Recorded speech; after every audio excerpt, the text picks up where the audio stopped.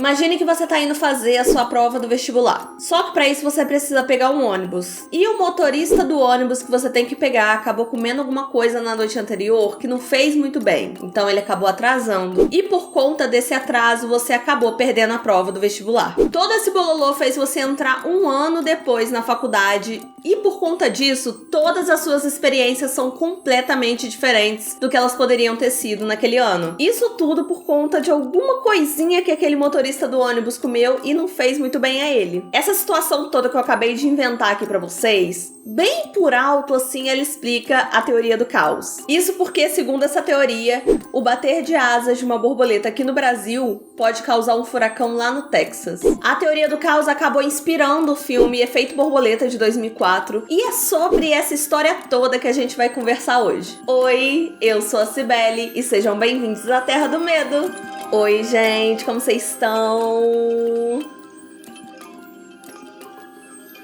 Vai falar oi, não? Tava esperando você pedir pra falar. Que ódio! Oi, gente! Já começa comentando aí quem já assistiu esse filme, né? Porque a teoria tem bastante a ver com o filme, né? O filme tem bastante a ver com a teoria. Depende do ponto de vista. Não, mas, gente, o Vitor tá de prova do quanto tempo eu quero trazer esse vídeo aqui pro canal, porque é um assunto que eu acho incrível, maravilhoso e que eu posso ficar conversando horas sobre ele. Eu não conheço tanto, então eu vou estar aqui aprendendo com vocês esse assunto. Oba! Ai, eu adoro. Eu adoro quando o Vitor participa, mas eu adoro também quando ele não sabe muito, que aí fica esse feedback na hora.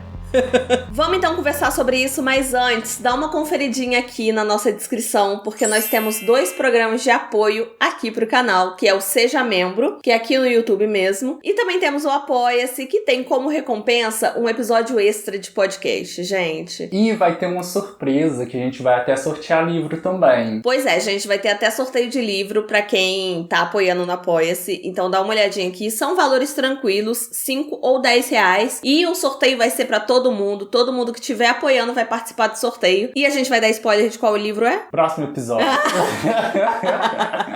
Acompanhe os próximos capítulos. Vamos então pro assunto de hoje? Vamos. Vamos! Você fez multidão, mas aqui no quarto só tá eu e Lila. Tá ótimo. Dormindo. Tá ótimo, é porque eu preciso dessa multidão, gente. Vão lá, vocês nos comentários.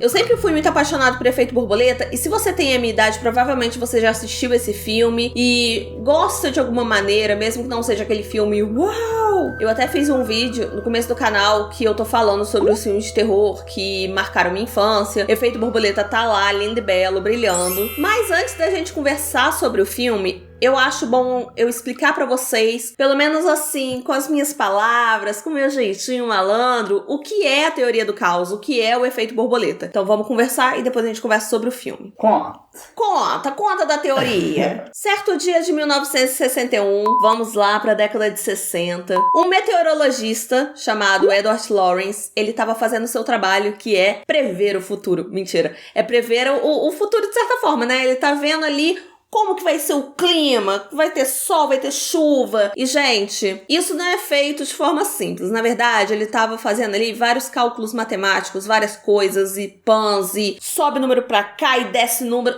Vários cálculos. Isso não era em Juiz de Fora, com certeza, porque aqui ele não ia conseguir prever nada. Não, gente, aqui na nossa cidade, hoje tô de casaco, amanhã não conseguirei colocar nenhuma roupa de tão calor que vai estar. É assim, é sempre uma surpresinha. Como ninguém é de ferro, o Edward, gente, ele tava usando o seu pequeno computador para fazer esses cálculos. E aí ele tava jogando ali os dados que precisavam ser jogados no computador para fazer esses cálculos. Pressão, umidade, direção do vento, esse tipo de coisa. Aí beleza, o computador fez a continha lá, ele tinha jogado os números, deu o resultado. Mas, pra garantir, vai que dá alguma coisinha ali errado, ele jogou os dados de novo pra ver quais seriam os resultados, pra ver se ia dar o mesmo resultado. Só que o ser humano, gente, o cientista, ele não pode ter um minuto de paz. Entendeu? O Edward, ele jogou de novo exatamente os mesmos números no computador. Só que os resultados foram completamente diferentes. O primeiro resultado, sei lá, eu tô dando exemplo, eu tô chutando. O primeiro resultado deu que vai dar um sol de rachar muito louco, praia na certa. Já o segundo resultado deu que era chuva com trovoada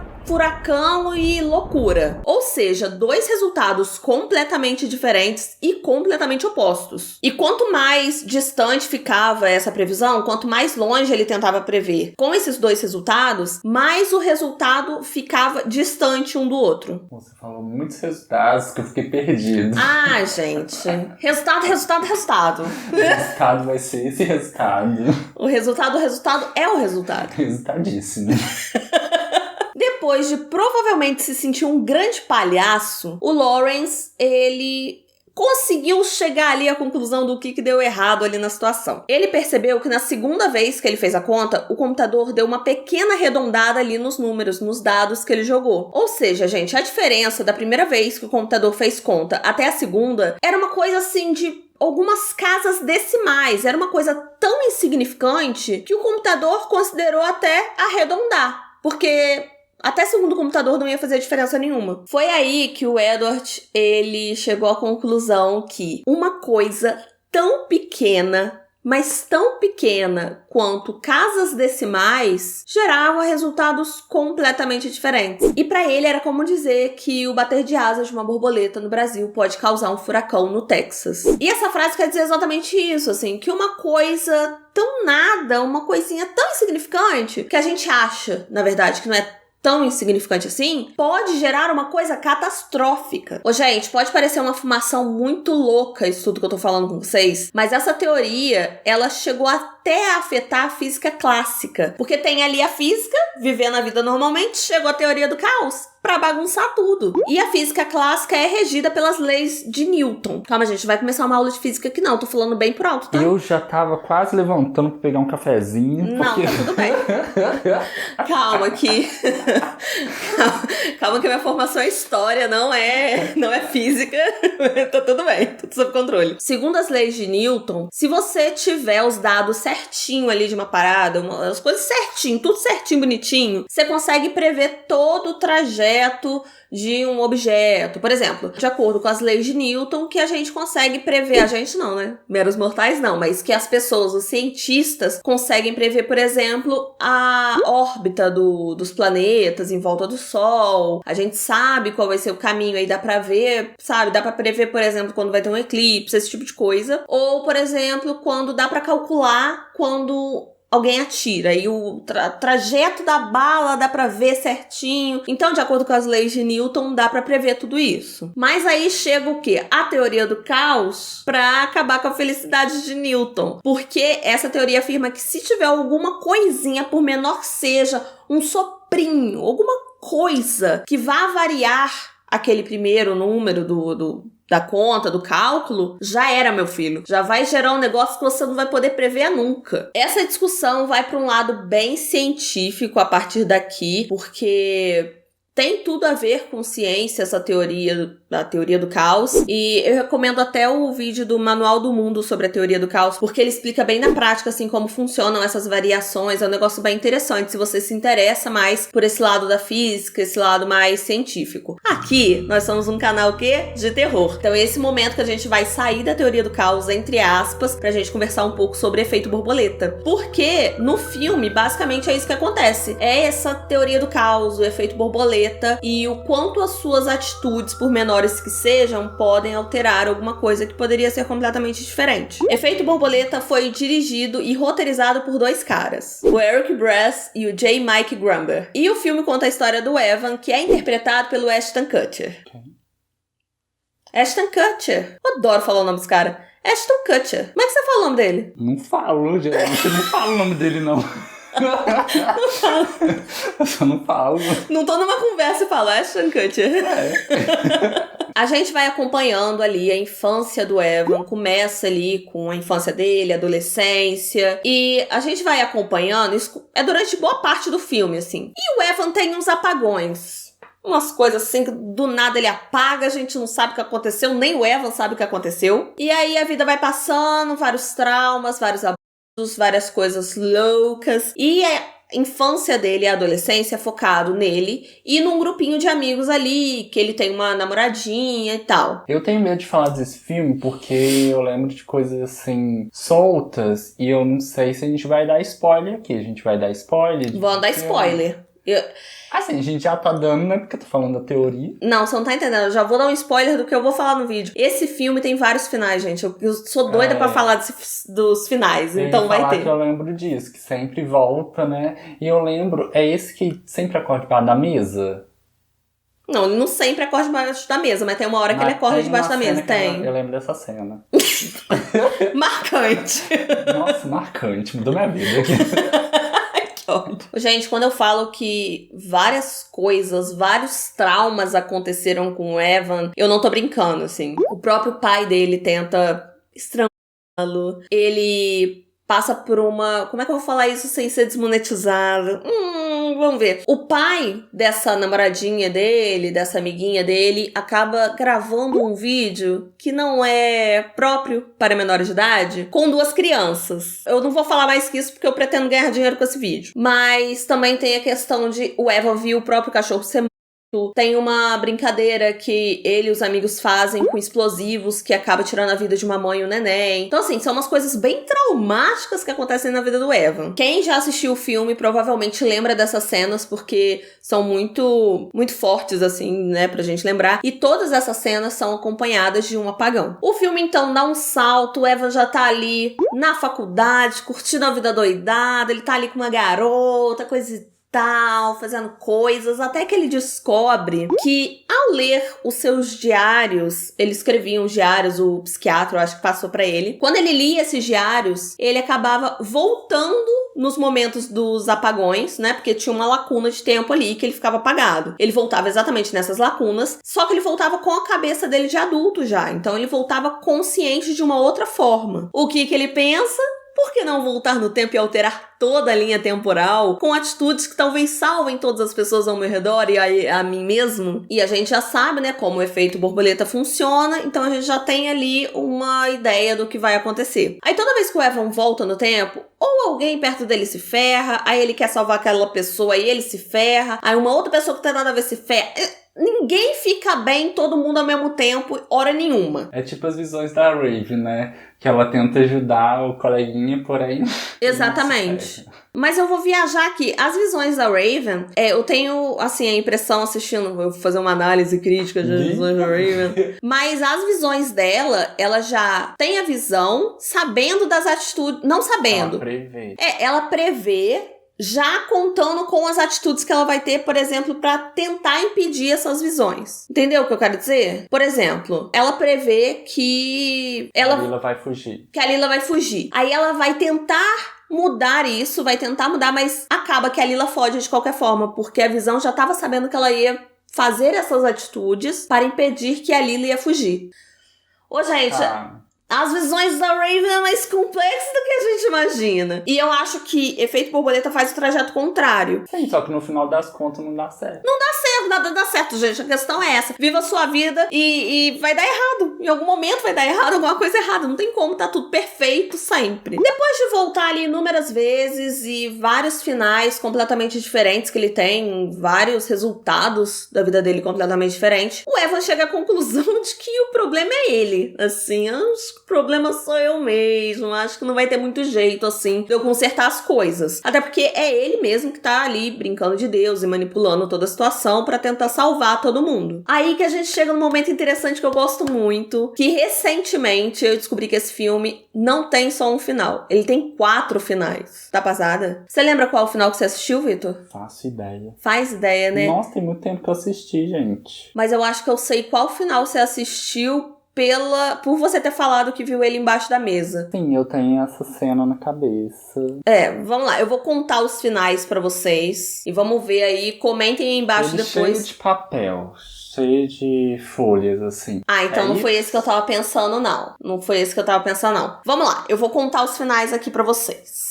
3 finais são bem parecidos, assim, só muda mesmo o finalzinho. Eles saem de um mesmo lugar. O Evan, ele acaba chegando à conclusão de que ele precisa se afastar da Kaylin, que é aquela namoradinha, amiga dele, de infância. Ele precisa se afastar dela o mais rápido possível, desde sempre. Então ele volta no dia que eles se conheceram e fala com ela que é pra ela nunca mais procurar ele, senão ele vai matar toda a família dela. Creepy. Mas faz sentido, assim, porque se eles não tivessem se conhecido, várias coisas não teriam acontecido e que acabariam deixando a vida dos dois um inferno. Uma das coisas, por exemplo, é que ela foi morar com o pai dela pra morar perto do Evan. E esse pai, por conta deles morarem juntos, acabou criando a oportunidade do pai, que já era ali um pedo, de aproveitar da situação pra abusar dela. O Evan não conhecendo ela, isso não aconteceria. A partir daí, o Evan ele volta pra faculdade, tá tudo igual. Ele pergunta pro amigo dele assim,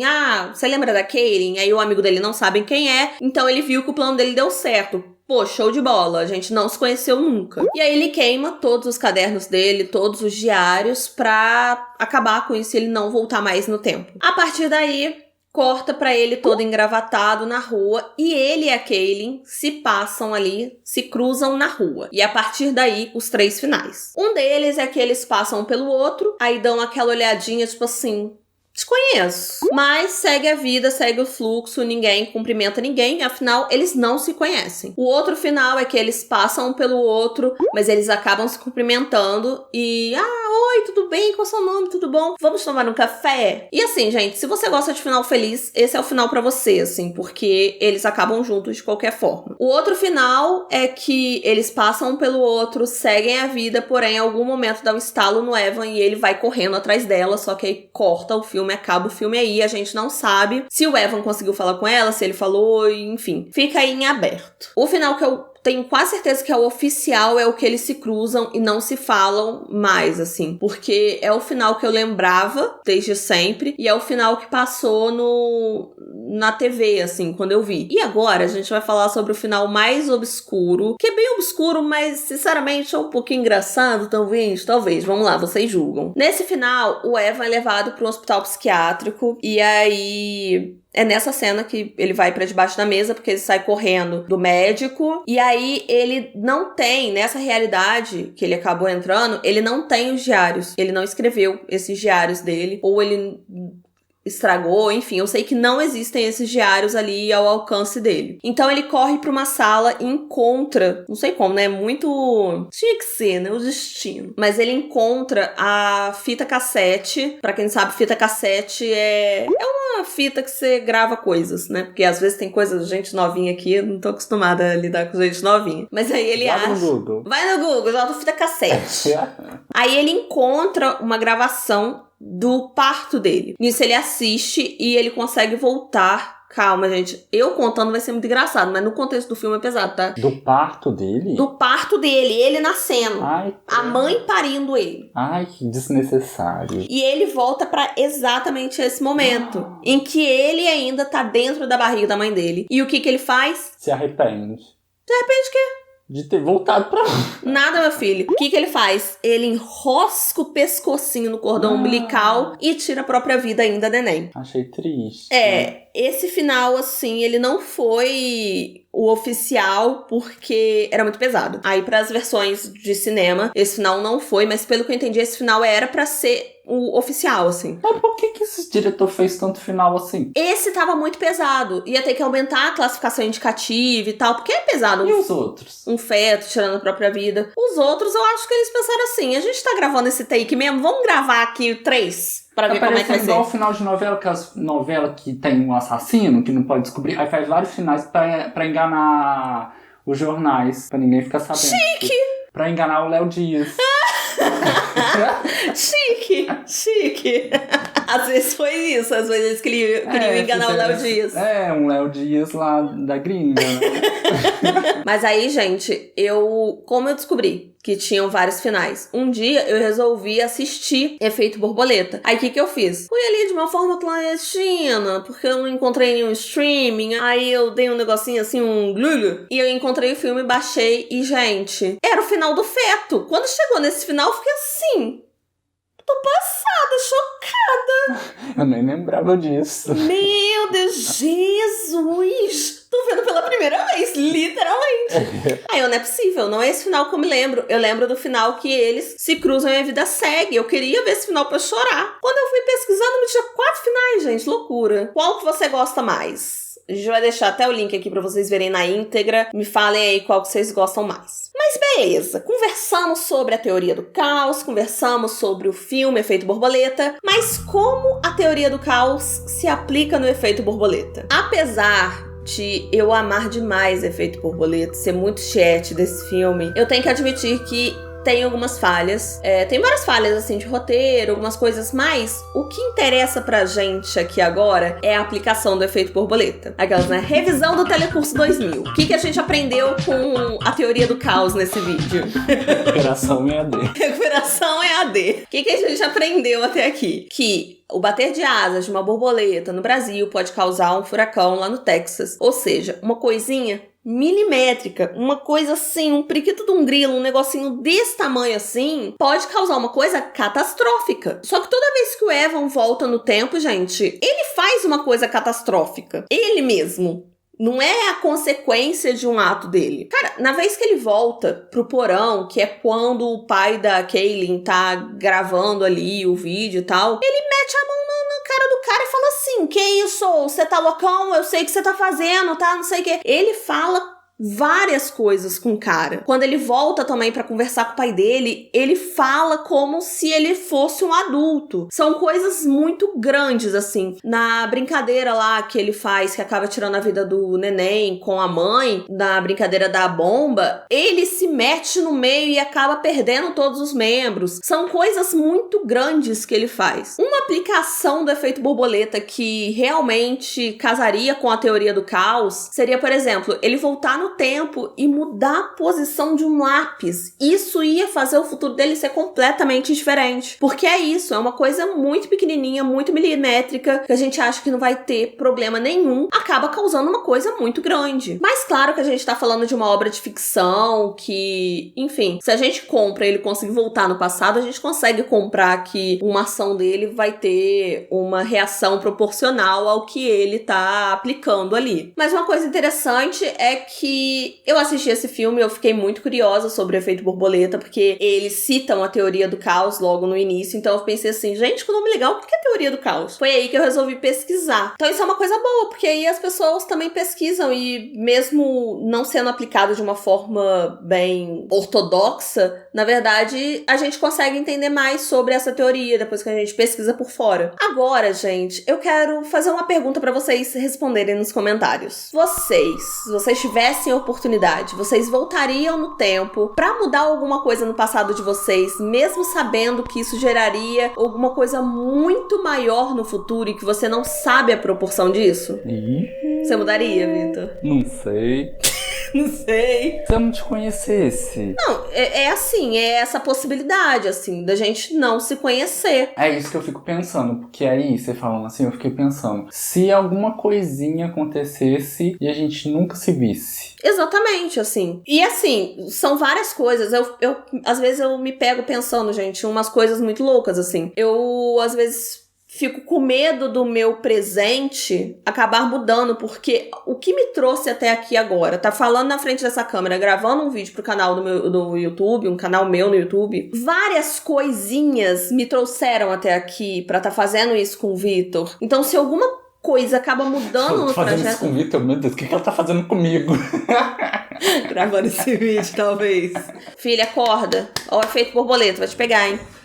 Viu? E se a gente nunca tivesse adotado a Lila, você não iria parar esse momento para falar, filha, acorda? Pois é, gente, é uma coisa louca. Deixo vocês com esse questionamento. Aproveita que você tá aqui na Terra do Medo e continua por aqui. Eu vou deixar 2 vídeos indicados aqui pra vocês. O primeiro é o quarto 1408, que se você gostou desse vídeo, eu tenho certeza que você vai gostar do vídeo sobre o quarto 1408 também, porque tem várias teorias, várias coisas muito loucas. E eu vou deixar pra vocês uma lista de filmes que se passam nas férias, gente. Dá uma olhadinha, assiste qualquer um desses que eu tenho certeza que você vai gostar. Eu espero que vocês tenham gostado do vídeo. Um beijo e até a próxima. Tchau! Tchau, gente. Durmam com essa. Durmam com essa.